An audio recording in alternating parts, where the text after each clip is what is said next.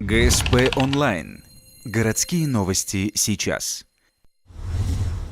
Четверг, 15:10. Здание городской администрации. Сегодня здесь творится история. Первый шаг к подписанию договора о сотрудничестве. Иван Бошник, мэр сербского города Зренянин, и Игорь Михель, руководитель городской администрации, подписали протокол о намерениях. На пути к договору о сотрудничестве городов-побратимов стоят 3 департамента в Москве. Если все пройдет удачно и договор будет заключен, то для наших горожан откроются новые перспективы. Облегченный вариант для работников культуры. Также мы можем направлять коллективы в Белград или непосредственно в город Зырянин. Они могут отправлять в Республику Коми и непосредственно в город Ухту и Сыктывкар.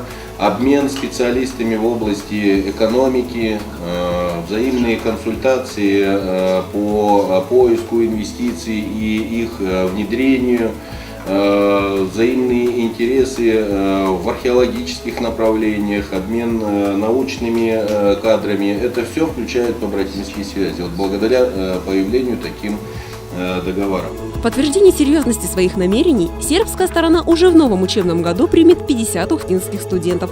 Также гости выступили с идеей пригласить в «Жемчужину Севера» известного кинорежиссера Эмира Кустурицу. А один из местных журналистов вспомнил про советскую традицию – называть одну улицу в честь города-побратима. Сербский мэр назвал это хорошей идеей и обещал вынести данное предложение на городское вече.